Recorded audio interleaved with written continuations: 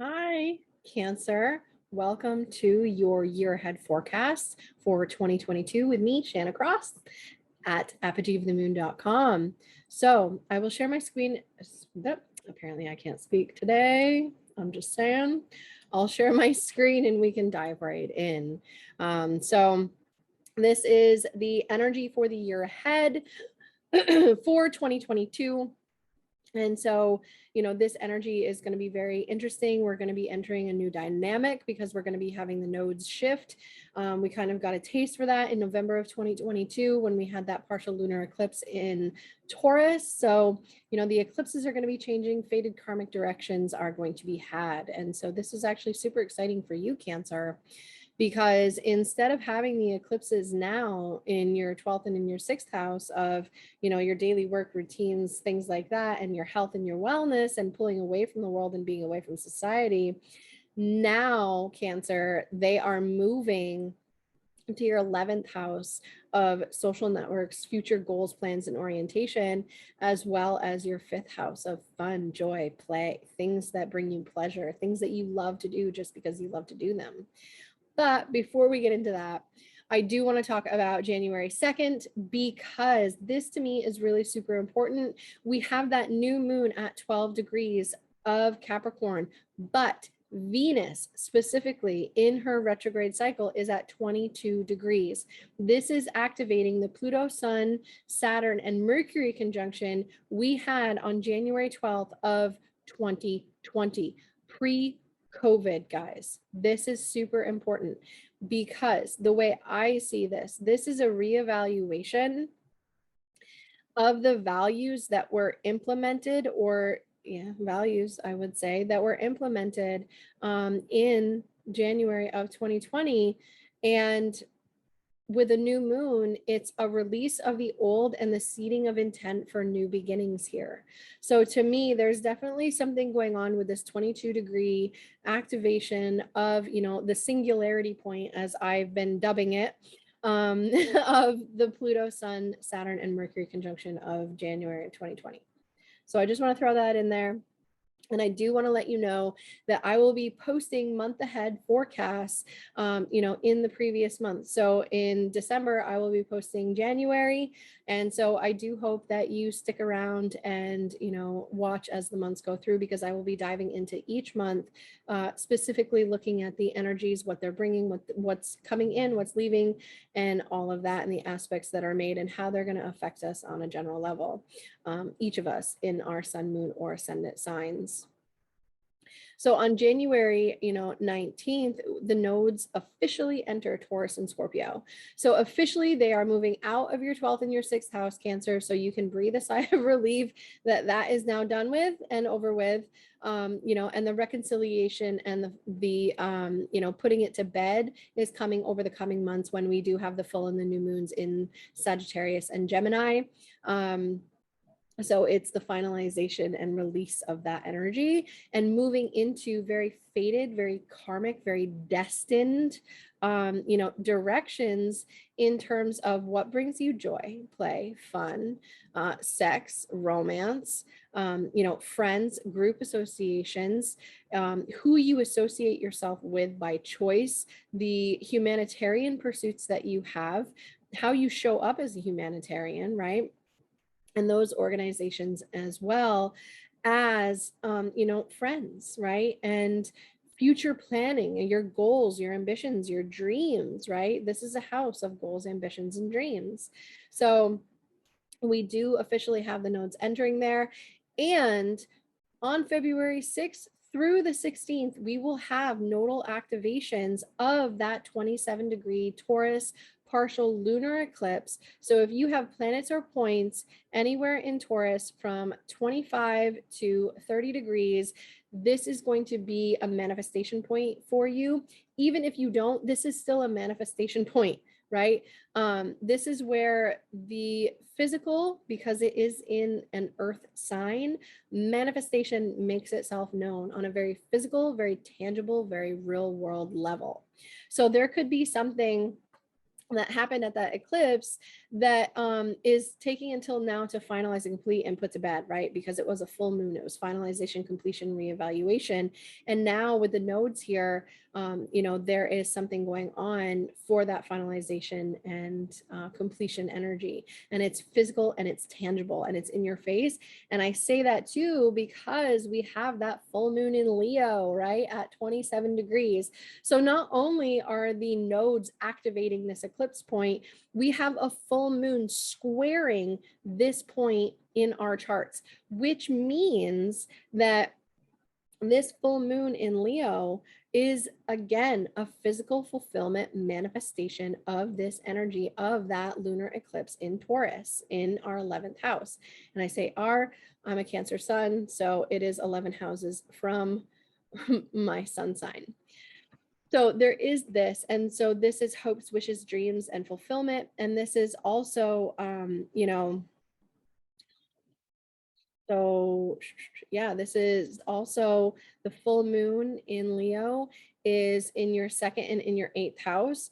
So there's a fulfillment, a completion, and a finalization happening in terms of joint finances, other people's money, debts, inheritance, taxes, insurances, and how it is that you go about making your money. There's something that's coming to completion, fruition, and reevaluation here. So I would definitely say, pay attention to what's going on, and think back to what happened during the eclipse and Taurus, right, at 27 degrees in November of 2021. Now, on April 30th, we do enter into the first solar eclipse of the year at 10 degrees of Taurus, and it is with Uranus at 14 degrees. It is so close as to be chomping at the bit to get involved with these eclipses. Very disruptive, very intense, very liberating and freeing. If you've been feeling Cancer, especially as an ascendant, or sun or moon, that you feel very stuck, very stagnant with what it is that your hopes, wishes, dreams, ambitions, and future-oriented goals are, this could be the shake-up and the wake-up that you need to take that motivated action and have karmic events push you to do it if you've been refusing to do it until now, right? I mean, with that Uranus-Saturn square, there was definitely some themes going on, but if it didn't happen then, it's for sure happening now.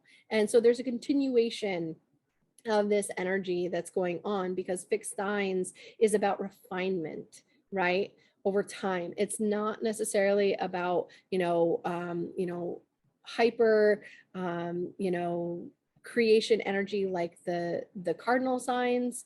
It's not necessarily about crisis like the cardinal signs, and it's not about, adapting and changing and letting go like the mutable signs. This is very much changing and refining what it is, not necessarily changing, but refining what it is that you're doing in terms of your hopes, your wishes, your dreams, your ambitions, and your goals.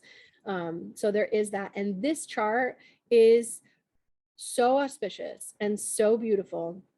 And the only hard aspects are conjunctions, but from looking at it, there are so many trines and so many sextiles. The only thing that I can say that's really kind of weird and ominous is a little bit would be Pluto stationing to go retrograde. But, right, trines, sextiles, it is a beautiful chart, and I will definitely be going in depth about this for your April forecast in March when I upload that. And then on May 16th, we have the first total lunar eclipse. We have 2 total lunar eclipses and 2 partial solar eclipses. So what does this mean? Big completions and new beginnings that are kind of right, but maybe kind of, we got to think about it, right? There's an iffiness because a partial solar eclipse, yes, it's a very powerful, eclipses are powerful in and of their own rights, but when you're talking a total lunar eclipse to a partial solar eclipse, the emphasis will be on the endings. The emphasis, not endings, but finalizations, completions, wrapping things up, and reevaluating what it is that you need to take forward with you and what it is that you need to drop and let die out of your life completely for good and done. So that's what happens when there's more total lunar eclipses than there are total solar eclipses, just so you're aware. So at this first total lunar eclipse that we have at 25 degrees of Scorpio, it is squaring Saturn, right? Saturn is towards the end degrees of Aquarius at this point, and it is definitely a very intense, very frustrating, very emotional. I don't want to say emotionally stunting, but it could be. You know, with this though, this is a really big finalization and completion that has either taken a long time to come or will take a long time to come. So if you have entered into anything, just be aware that it could take a very long time to overcome, or a very long time lasting, right? If that's something that you're looking for, especially because this is in sextile and trine to your sun, moon, or ascendant in Cancer. This is really nice energy for you. The not so nice energy is the fact that, you know, Mercury is retrograde in your 12th house. Venus is in Aries, which is your 10th house, but it's with Chiron. It's conjunct Chiron at this eclipse. So there's definitely some old traumas, issues, wounds, insecurities, vulnerabilities around relationships with people in position of power and authority that could come up in a really big way at this eclipse. And with Mars, you know, being, you know, a co-ruler of Scorpio, Mars is in Pisces with Neptune, conjunct Neptune. And so, you know, for you, this is your 9th house. So this, you know, this could show up depending on where your sun, moon, or ascendant is in Cancer. This could show up in a nicer way for you than others. But the fact that it is your, well, no, I mean, it's with Neptune. This could be really, living the dream. If you want to publish something, if you want to teach something, if you want to go back to school, if you want to finish an educational project that you've been working on diligently, you know, because it's been squaring Saturn, this is when it could finalize and complete. And now you're able to move forward and reconcile all of this information that you've learned over the last however long. Just saying, it's a possibility. And then on October 25th, we do have that partial solar eclipse at 2 degrees of Scorpio. This is with the South Node. So this could be something from the past, either a boyfriend, a lover. This could maybe be a hobby. This could be something to do with children that's coming back from the past that has to do, I mean, maybe this is, you know, a karmic. If Cancer, you get pregnant around this time, this is a karmic child. Okay, with a South Node, it's a child possibly from a past life, or just a very karmic relationship that needs to come into your life for some type of resolution to do with the past. Just saying. Now, on November 8th, we do have the final eclipse of the year. And this is, again, another total lunar eclipse at 15 degrees of Taurus with Uranus still in square with Saturn. And Mars is retrograde in your 12th house. So not the greatest of eclipses to end the year on. We'll see, though, as we get into the energies of November when we get there. But this is definitely, if you have any planets or points anywhere near that 15-degree Taurus mark, which I would say, you know, 5 to 20, this could definitely be very auspicious for you in terms of it being in sextile with your ascendant and in trine with your descendant. This could be a finalization, a completion, a wrapping up, and a reevaluation of what it is that you want to bring forward and what it is that you really want to release in terms of groups, organizations, and friends that you associate with. And it can be very shocking, but it can also take a long time to, you know, happen. And with Mars retrograde through your 12th house, this could definitely be you working behind the scenes on your business or on your career in some way, shape, or form, or maybe the ending of an aspect of a career that you have. And then we have Mercury retrograde. Everybody loves Mercury retrograde, right? I do. Not. So yeah, I'm sorry, but 2021 was rough with Mercury retrogrades. So we're going to start off with the retrogrades still in the air signs, but they're going to retrograde back into the earth signs. And so for you, specifically Cancer, this is going to affect your mental houses, because your 12th, your 9th, no, sorry, your 12th, your 12th, your 8th, and your 4th are all air signs. And then your 11th, your 7th, and your third are all earth signs, right? So what's happening here is there is there's themes surrounding communications and themes around physically manifesting. And so for you specifically, with this first retrograde right out the gate on January 14th, as Mercury stations to go retrograde at 10 degrees of Aquarius, this is happening for you in your 8th house of joint finances, taxes, insurances, inheritances, other people's money, wills, debts, loans, things like that. Psychological issues could pop up. It's Mercury. It's going to retrograde back to 24 degrees of Capricorn. So if you are a late degree Cancer rising, this is going to be reevaluating the relationships that you have, the relationships that you maybe want to keep, contracts, agreements, and negotiations that are happening for you in these two sectors of your life. 7th and 8th house, this could be signing on the dotted line for a lease. This could be signing on the dotted line to get married. This could be signing on the dotted line for a contract, some type of contract, or even paperwork that maybe is misfiled and you have to go and redo it, right? For that loan or for that, for that joint venture that you're jumping into. And so it will station to go direct at 24 degrees of Capricorn. This is where Pluto stationed to go direct back in 2021.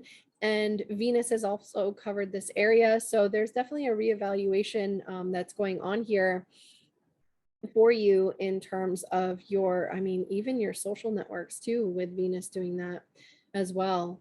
And I don't have the exact dates, but I will have the exact dates when I go over it in December for the January month ahead.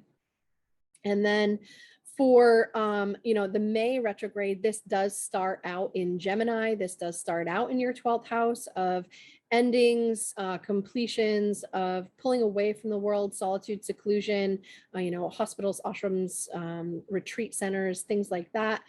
And it does retrograde back into your 11th house. Maybe there is a friendship that needed to be reevaluated, or maybe you needed to reevaluate, a friendship that came to an end that's coming back around again.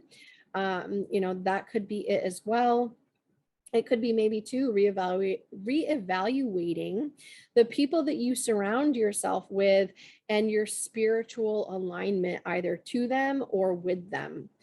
That could definitely be a thing in May. In September, we do have the retrograde happening in your 4th house, back into your 3rd house from 8 degrees of Libra to 24 degrees of Virgo. So this is definitely a reevaluations of property, contracts, agreements, and negotiations with the home front, maybe even lease agreements that possibly were signed around January with maybe a home, just as a case in point.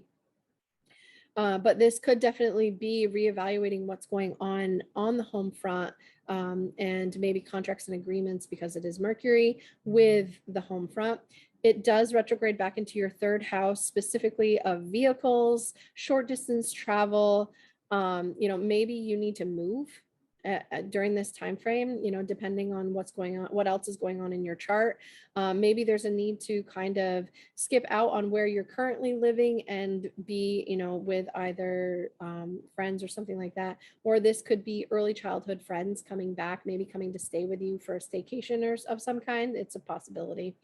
But there could also be a reevaluation of, like I said, your vehicles, maybe the place that you're living, the community that you live in, or even like a short distance travel that pops up suddenly or something like that.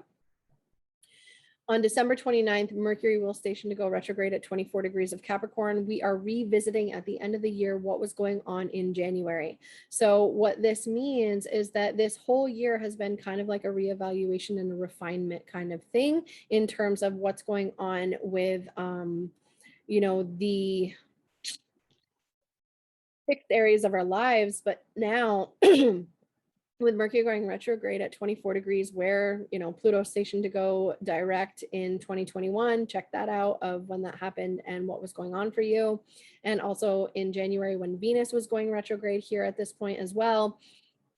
So there's definitely a reevaluation and a revisit of whatever is going on for you in terms of partnerships, agreements, negotiations, business partners, one-to-one partnerships, clients, even. There could even be, I mean, if you work in some type of service industry, this could maybe be old clients coming back and for more things from you, right? That is a thing. And then we have Venus, which rules your 11th house and also rules your fourth house of home, family, and property. Starting out the gate in January being retrograde, going from 26 degrees all the way back to 11 degrees. This started on December 19th, going through to January 29th, right? So there's this sense here with Venus going retrograde in Capricorn. This is going retrograde in your 7th house of contracts, agreements, negotiations. This could be social contracts or contracts and agreements that you have with groups of people, or like your social contracts, literally, like you can't make this up. It's a social contract. So like maybe someone that you associate with by choice, you have a contract with, and you decide that maybe there's a decision that's being made, even for your home, your property, your place of residence. With Venus going retrograde here, there's definitely a revision, a revising, and something that needs to happen in terms of your contract for your house, your lease agreement, the purchase of a house, anything like that. And it's up for revision, right? We do have Mars going retrograde on October 30th from 25 degrees of Gemini, which is in your 12th house, to 8 degrees of Gemini. And that will finish out and go forward January 12th of 2023. So we have Venus and Mars bookending the year in terms of retrogrades. And so what this tells me is that there's definitely some reevaluation, some action that needs to be taken, some, contacts and people and money and things that need to be, taken care of, as well as, maybe there's something going on. Maybe you're going to have like a disrupted sleep pattern from October to January, right? Because Mars is in your 12th house. This could also be, maybe a secret love affair. Mars, it does rule your 5th house, so that could be a possibility. But in a bigger sense, this could also be Mars, because it rules your 10th house of career and public reputation. This could be you working behind the scenes in secret on something that you're going to be doing going forward, in the coming 2023 year, right? Now, Venus and Mars will come conjunct at 14 degrees on February 14th, which I found very interesting, funny. And they are running together in Capricorn until they're running together. They start out running together in Capricorn, but then move into Aquarius, just shy of Venus pulling ahead of Mars by a degree. So they're super close, same degrees, moving together for, from February 14th to March 10th, almost a whole month of running together. So this is also activating, that Jupiter-Saturn conjunction of December of 2020 as they hit the 0 degree mark together, of Aquarius. And so for you, Cancer, Aquarius is your 8th house of joint finances, inheritances, taxes, other people's money. There could definitely be a development in terms of, the Jupiter-Saturn conjunction, a development now of what's happening. And maybe, there is, this could be your parents. This could be something going on with your parents' wills, maybe testament or final testament type thing, paperwork with that. It could be, it could be maybe something to do with your career, maybe a loan agreement for a career that you are working in, something that you're known for, or maybe even like the purchase of a property that's going to help you in terms of what it is that you're doing in career, right? Because this is the 8th house, but this is also a very deeply psychological house. So there could definitely be very deep, very cathartic, kind of healing going on with this as well. And that is what I have for those planets. And then we have Jupiter. Jupiter's in Pisces, right? This is your 9th house. So if you are especially a Cancer ascendant, this is your 9th house. This could mean that you are traveling, you're moving, you're teaching, you're publishing, you're going back to school, right? Like you're on the move, and it's exciting and it's exhilarating because it's Jupiter and it's expansive, and you're just able to move about and do what you want to do, and you just throw your hands up in the air like you just don't care, right? So there is a conjunction coming with Neptune, and this is so beautiful. This is in trine with your sun, your moon, your ascendant, in sextile with your descendant. This could see, a very beautiful, maybe even like a travel and, maybe traveling somewhere where you, especially, I mean, in April, right? And traveling somewhere that's by the ocean or, something like that. But it's such a mind shift for you, this deep opening of this compassionate energy, and, how it is that you see the world is changed in some way, right? And because this is our 9th house of our beliefs, of, how we see the world, how we frame reality, there could definitely be an opening of some kind for you to see, in a very compassionate way, the world around you. On May 11th, it does enter Aries, which means, I mean, for some of you too, instead of travel or movement, moving or long distance travel, this could be education that is for your career, because as Jupiter enters Aries, it's going to expand on your career, your public reputation, what it is you're doing out in the world, your social standing, like how people see you in the limelight, right? And so, this conjunction could open that up for you in a very spiritual way. And as Jupiter enters Aries and is there until October 29th, there could definitely be some really interesting things going on for you in terms of your growth, your development, and your public reputation and public standing. It does go retrograde at 8 degrees of Aries. So we definitely want to be mindful of these first 8 degrees of Aries, of what's happening, because this is a preview of what's coming in 2023. And then on October 29th through, the 23rd, it is retrograde back in the last 2 degrees of Pisces. So this is definitely something that you're going to want to look at. It's going to be a reevaluation of maybe some education. Maybe you need to go back in and finalize and finish something up for that, 2023 boom career sector with Jupiter. For Saturn, this at the beginning of the year, this starts in, at 11 degrees of Aquarius, just barely coming off by degree, literally a single degree of that exact square and final square of 2021 with Uranus. So it's still prevalent at the beginning of the year. That Saturn-Uranus square is still very disruptive, still in our face, still frustrating.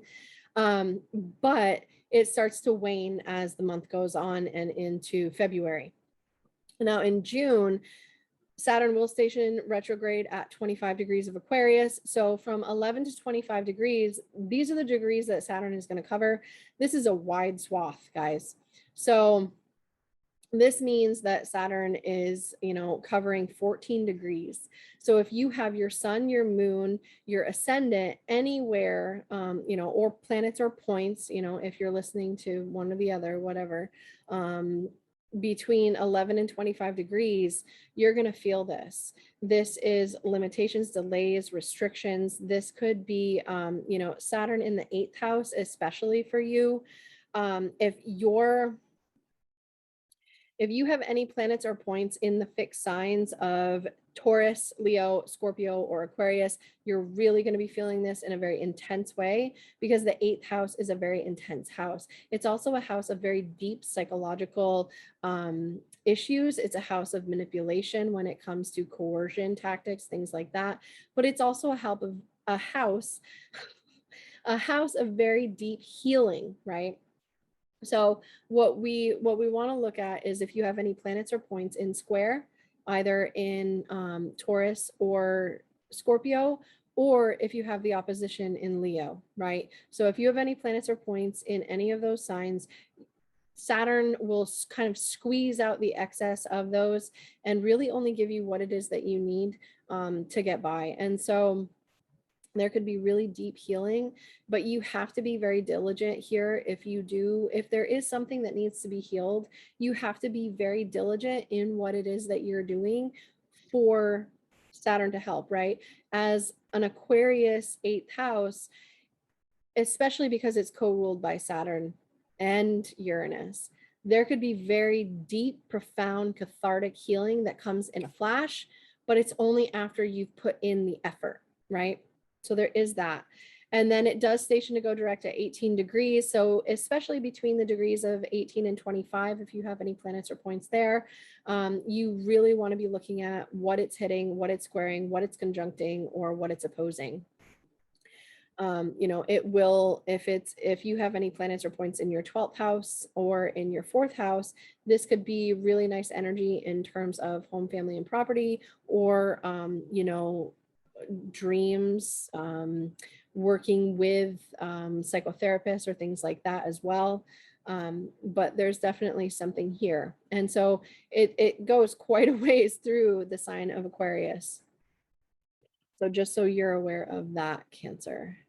And so, so for Uranus, we start the year in Taurus, and I know it says Aquarius. I'm sorry. It was 3 o'clock in the morning when I was doing these, and I didn't catch it until I was all the way through, and I had already saved everything. So I don't see the point on going back and correcting it. But we do have, it starts off the year at 10 degrees, again, still intense and very disruptive and very liberating and freeing, and kind of tower card moment here with it in Taurus. This is your 11th house of groups, associations, people that you surround yourself with by choice, humanitarian pursuits. Maybe there's something that's very disrupted in terms of your joint finances, your joint finances with other people. With that 8th house with Saturn, they're restricting, and it's very liberating and very freeing what's going on here. But there's definitely something to do with maybe other people's money or taxes or insurances or things like that, and groups and associations, as well as long-term plans, goals, and hopes, wishes, and dreams, right? Because that's really what the 11th house is as well. It will station to go direct on January 18th. So this whole first month of January, Uranus is stationed, right? So it's stationing right out the gate, and it stations to go direct at 10 degrees. And then it really doesn't start moving forward till February, and picking up speed. So as a slower moving planet, this is definitely a very intense and very disruptive month for us in terms of, the energy of wherever this is in Taurus for you. So, for if you have any planets or points anywhere between, anywhere around that 10th degree of Taurus, or Taurus, Aquarius, Scorpio, or Leo, you're going to really be feeling this disruption and this kind of like agitated energy, right? And it will station to go retrograde again at 18 degrees of Taurus. So the ground that it covers, it only covers 8 degrees. So there's definitely, some things that needed to be reevaluated in terms of that 10 to 14 degrees where it stationed to go retrograde last year. It will go back to that 14th degree, but not until 2023. So there's definitely some more things in terms of your groups and organizations, the people you associate with, hopes, wishes, dreams, future goals, and orientations that are up for reevaluation and reevaluation and liberation next year as well. So then we have Neptune. Neptune in Pisces, again, this is in your 9th house. We do have that Jupiter-Neptune conjunction that's coming up here. And so, this is really auspicious. This is also, Neptune in the 9th house is not necessarily a bad place. It kind of gives you this really kind of good vibe when it comes to your worldview. Maybe you have some rose-colored glasses on in terms of how you see the world, but that's okay because it's your 9th house. But it's definitely very spiritual, very compassionate, very caring, very nurturing, very loving. in terms of that 9th house placement as it's transiting through Pisces here. And so if you have any planets or points, you know, between 20 and 25, but really condensed in that 22 to 25 degree area, there's going to be some, you know, some very either highly spiritual or scapegoating, depending on if it's in a conjunction with, in a square with, or in an opposition. So if you have any planets or points, especially between that 22 and 25 degrees of Pisces, Sagittarius, Virgo, or oh goodness, Gemini, couldn't think there for a minute, then this, you know, this will be really affecting you at a much different level than just in trine with your sun, your moon, or your ascendant in Cancer. There is that. And then the final one I want to talk about is Pluto.